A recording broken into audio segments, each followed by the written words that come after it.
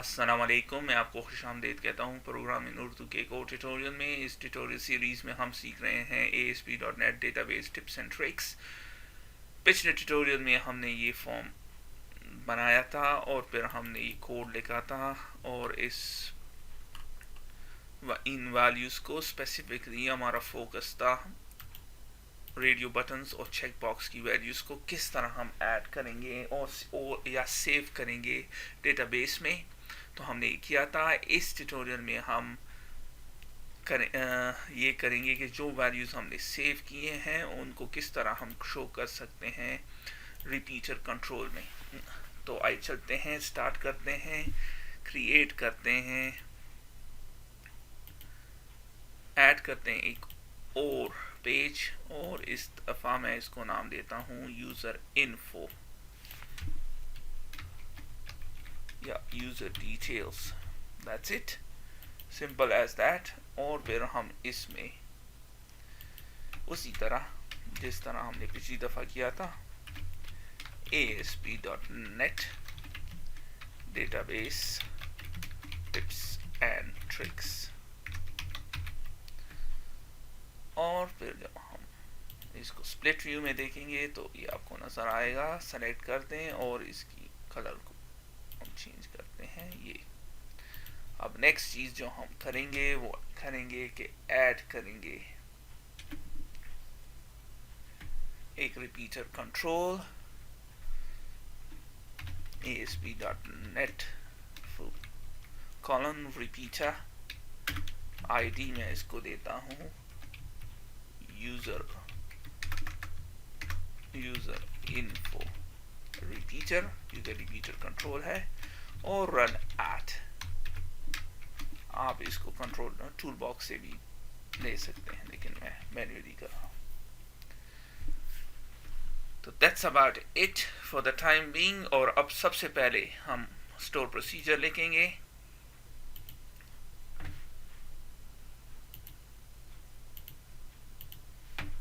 कि हमें ये डेटा मिले तो किस तरह लिखेंगे। इसको डिलीट करते हैं। क्रिएट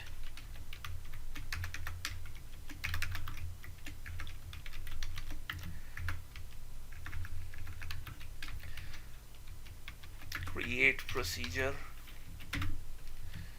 याद रखिए आप प्रॉप भी लिख सकते हैं, लेकिन मैं यहाँ पे प्रोसीजर ही लिखूंगा और इसको नाम देता हूं मैं गेट ऑल यूजर इन्फो। कोई पैरामीटर्स नहीं होंगे और that's it।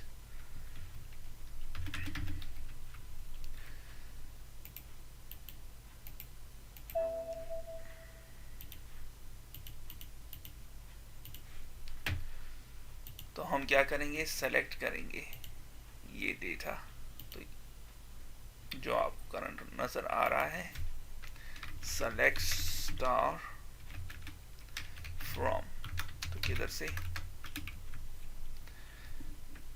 इस टेबल से, यूजर इन्फो टेबल से, dbo.userinfo। और अब रन करते हैं इसको और यहाँ के रिफ्रेश कर दे तो आपको नजर आ जाता है, ना आएगा। एग्जीक्यूट करते हैं और आपको वैल्यूज अब करंटली ये बिल्कुल ठीक है, लेकिन हम जब यूजर इस डेटा को देखेगा तो उसको ये नजर आएगा ठीक। इसकी कोई जरूरत उसके लिए नहीं है। ईमेल भी ठीक है, जेंडर और पर्सनलाइज ईमेल अलाउड, ये तो कॉलम्स में प्रॉब्लम है, क्योंकि जेंडर्स उसको क्या पता है कि 2 क्या है और 1 का मतलब क्या है और 0-1 का क्या मतलब है। तो हम इसको कस्टमाइज करेंगे। तो किस तरह करेंगे, मॉडिफाई कर दें, ऑल्टर हो जाएगा। सबसे पहले मैं इस टेबल को एलियास दे देता हूँ यूजर इन्फो, दैट्स ऑल। पहला कॉलम हमें नहीं चाहिए, यूजर इन्फो डॉट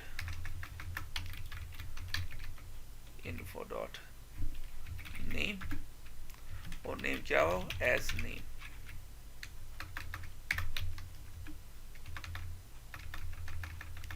अगर आपके साथ ये प्रॉब्लम हो तो फिर इसको इस तरह लिख दें। फिर comma user info dot email as email. मैं आपको बताता हूँ ये एज हम क्यों कर रहे हैं, ये बहुत इंपॉर्टेंट है। फिर यूजर इन्फो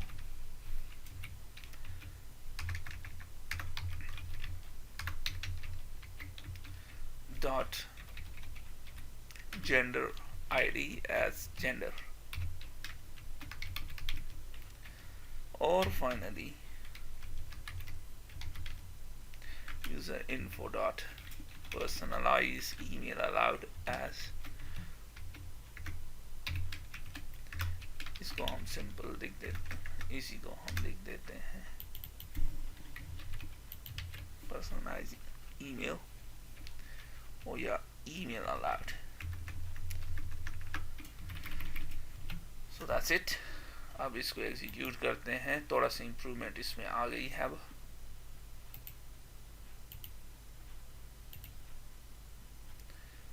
क्या वो पहला कॉलम चला गया, अब इसको इंप्रूव करते हैं। सबसे पहले जेंडर, तो हम क्या करेंगे,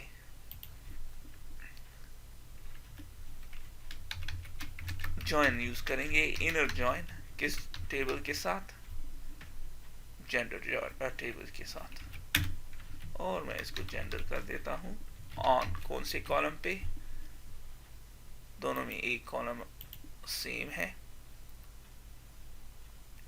जेंडर आईडी, उस पे हम सॉरी यहाँ पे सॉरी ये दोनों एक है।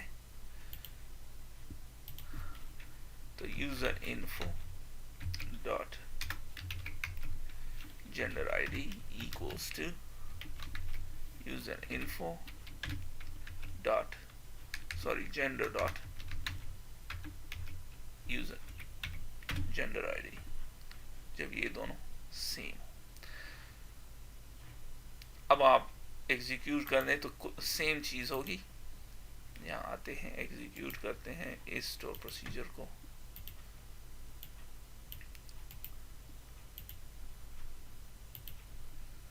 स्टिल सेम है, लेकिन इंस्टेड ऑफ अब हम इसको कॉलम को हम क्या यूज करेंगे, हम कॉलम यूज करेंगे इस टेबल का डिस्क्रिप्शन कॉलम। तो जेंडर, क्योंकि ये हमने यहाँ पे एरियस दिया हुआ है, डॉट डिस्क्रिप्शन हो गया। अब एग्जीक्यूट करते हैं दोबारा, हम एग्जीक्यूट करते हैं स्टोर प्रोसीजर को, और ये अब आप देख रहे हैं फीमेल और मेल। अब आप ये कहेंगे कि मेल जेम्स स्मिथ तो हमने दिया ही रॉन्ग था, सो इट डजंट मैटर, लेकिन ये आपको अब सही नज़र आ रहा है। अब इसमें भी प्रॉब्लम है, और हम इसको इम्प्रूव करेंगे कि 0 हो तो इसको नो कर दो, और ईमेल हो सॉरी 1 हो तो यस है। तो किस तरह करेंगे, बड़ा आसान है।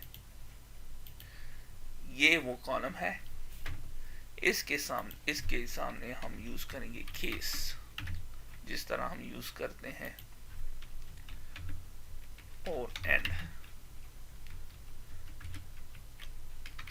when 1 then yes, अगर तो 1 है तो yes, और when 0 then no। तो अब एग्जीक्यूट करें, सिंपल है। केस सेलेक्ट केस स्टेटमेंट जो हम C# में या विजुअल बेसिक में यूज करते हैं, एग्जैक्टली उसी तरह का एक सीक्वल में भी है, लेकिन उसमें सेलेक्ट केस या स्विच केस के बजाय केस, कौन सा कॉलम, और वैल्यू, अगर वैल्यू 1 है तो उसको यस शो करो, अगर 0 है तो उसको नो शो करो, और कॉलम का नाम क्या होगा, ईमेल अलाउड। एग्जीक्यूट कर दें तो अब आप जब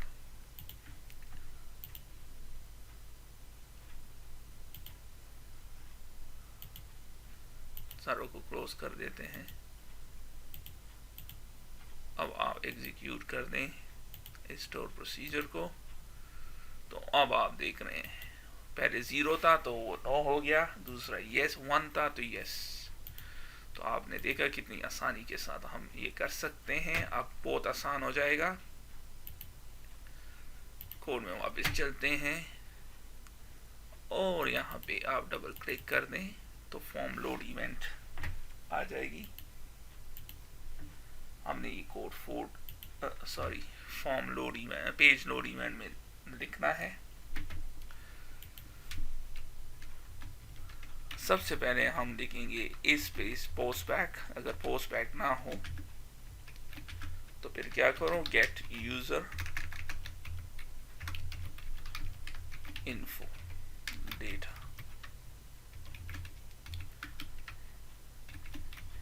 इस स्टेटमेंट का मतलब है अगर तो पोस्ट बैक ना हुआ हो तो तब लोड करो डेटा। तो कब पोस्ट बैक नहीं होता, जब पेज लोड होता है। जब हम किसी बटन पे क्लिक करते हैं तो फिर पोस्ट बैक ट्रू है। अदरवाइज जब पेज लोड होता है तो तब पोस्ट बैक, जो पेज की प्रॉपर्टी है, इस पेज की प्रॉपर्टी है, इसको हम इस तरह भी देख सकते हैं, page dot is post back. देखिए, आप देख रहे हैं, नजर आ रहा है। तो इसको हम इस तरह भी देख सकते हैं, जब पेज पोस्ट बैक नहीं कर रहा तो तब इसको डेटा को लोड करो। इस तरह हम क्यों लिखते हैं, इसलिए लिखते हैं कि ये बार बार डेटाबेस को हिट ना करे, क्योंकि डेटा तो चेंज हो ही नहीं रहा। तो हमने तो सिर्फ डिस्प्ले करना है, तो बस एक ही दफ़ा लोड कर दो। कब, जब पेज लोड हो या जब पेज पोस्ट बैक ना कर रहा हो। अब चूंकि ये मेथड यहाँ पे नहीं है तो हम जनरेट कर देते हैं as usual, simple using statement, SQL connection import कर दें। यहाँ पे मैं मैन्युअली अब इंपोर्ट कर देता हूँ system dot data dot SQL client, और connection new SQL connection configuration manager. अब कॉन्फ़िगरेशन मैनेजर भी नहीं है, जो कि होता है using system dot configuration. That's all we need. अब आप देख रहे हैं ग्रीन हो गया। Dot connection string db test dot connection string, that's it. यही है। अब नेक्स्ट चीज है यूजिंग SQL कमांड। इसको आप SQL कमांड भी कह सकते हैं या SQL कमांड भी कह सकते हैं। तो चूंकि मुझे आदत है SQL की, आप स्टोर प्रोसीजर का नाम और कनेक्शन स्ट्रिंग।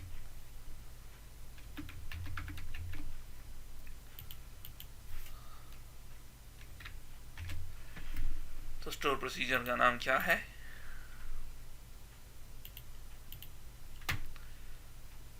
ये स्टोर प्रोसीजर का नाम है। इसको कॉपी कर देते हैं और फिर अपने प्रोग्राम में, कोड में इसको लिख देते हैं। That's all we need. अब नेक्स्ट चीज जो है कमांड टाइप। स्टोर प्रोसीजर है, दैट्स इट। कनेक्शन को ओपन कर दे। SQL डेटा रीडर को, जो कि फास्टेस्ट है, यूज करते हैं इस एग्जांपल में, क्योंकि हम डेटा को मैनिपुलेट नहीं करेंगे तो डेटा सेट या डेटा टेबल्स की ज़रूरत नहीं है, रीडर।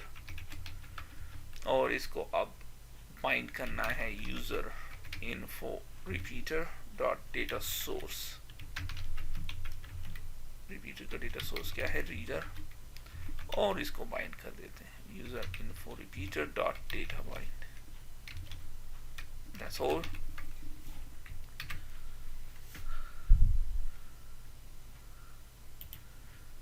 अब यहाँ आते हैं और व्यू इन ब्राउज़र, और आप देख रहे हैं कुछ नहीं हो रहा। क्यों? क्योंकि हमने एक चीज मिस की है, जो कि मैंने डिलिबरेटली किया था, कि यहाँ हमने यहाँ पे रिपीटर के टेम्पलेट्स को डिफाइन करना है। तो सबसे पहले हेडर टेम्पलेट, उसके बाद आइटम टेम्पलेट और फिर फुटर। हेडर में हम क्या करेंगे,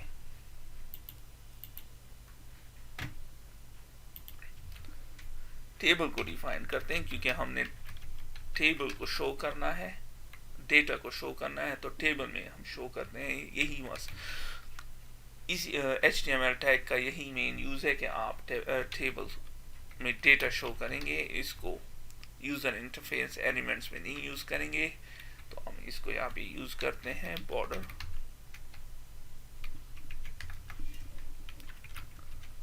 दैट्स इट, और बंद कर दें। आप रो डिफाइन करते हैं, पहला रो जो कि टाइटल होगा और हेडर होगा, और स्ट्रॉन्ग बोल्ड में शो करो हेडिंग्स, क्या नेम। 4 कॉलम हमने शो करने हैं, तो कॉपी कर देते हैं इसको बार बार लिखने के बजाय, quick, that's it. Name, email, gender और personalized email alert, that's it।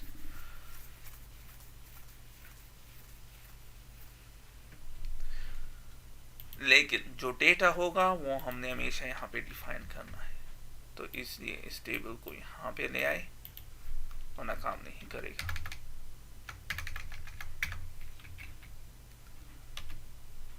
एक और रो डिफाइन करते हैं,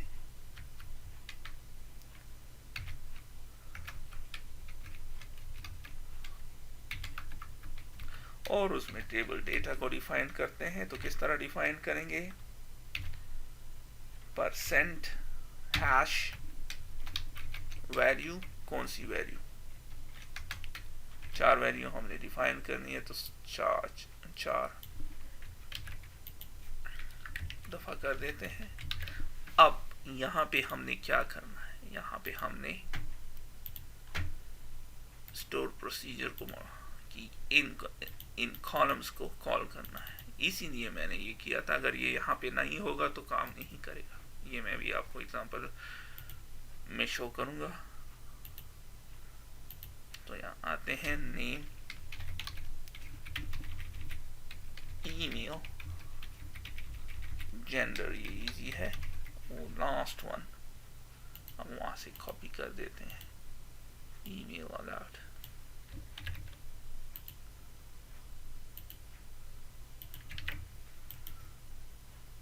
सही।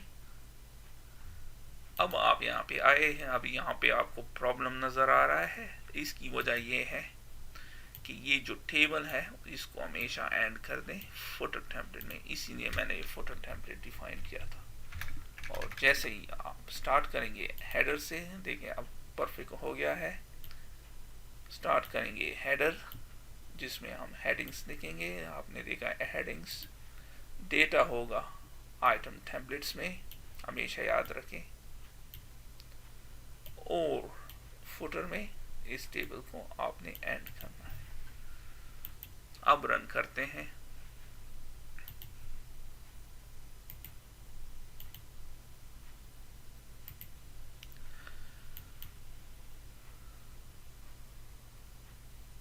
तो आपको नजर आ रहा है James Smith female, no, yes, that's it.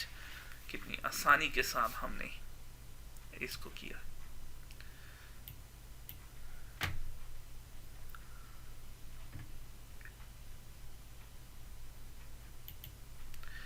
अब थोड़ा सा इस सॉल्यूशन को इम्प्रूव करते हैं, और मैं क्या करता हूँ, जैसे ही हम कोई एलिमेंट ऐड, कोई न्यू यूजर इन्फो ऐड करेंगे, तो ये हमें रिडायरेक्ट कर देगा इस पेज में, ताकि हम देख सकें। तो किस तरह, रिस्पॉन्स डॉट रीडायरेक्ट, किस तरफ रीडायरेक्ट, स्ट्रिंग यूआरएल ये आपसे कह रहा है, तो स्ट्रिंग है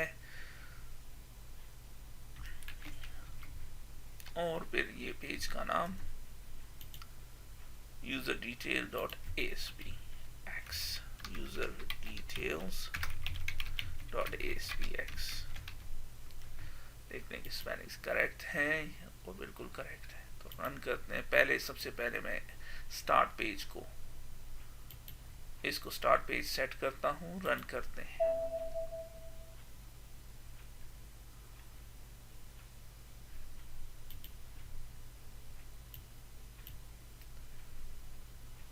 रिस्टार्ट कर दें। That's it. टोनी जेम्स और टोनी जेम्स at hotmail। ये हर चीज फैक्टिशियस है, ये ईमेल्स है ही नहीं। मेल और यस सबमिट, और आपने देखा कि ऐड हो रहा है।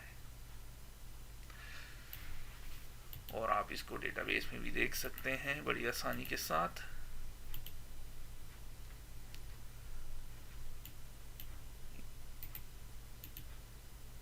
तो आप देख रहे हैं हमने ऐड किया। तो उम्मीद है अब आपको काफ़ी हद तक आइडिया हो गया होगा कि किस तरह हम सेव करते हैं डेटाबेस में चेक बॉक्स रेडियो बटन्स और चेक बॉक्स की वैल्यूज़, और फिर उसको किस तरह शो करते हैं रिपीटर कंट्रोल में या किसी और डेटा कंट्रोल में। तो इसके साथ ही मैं इस वीडियो को फिनिश करता हूँ। फिर मिलते हैं किसी और वीडियो में। तब तक के लिए खुदा हाफिज़।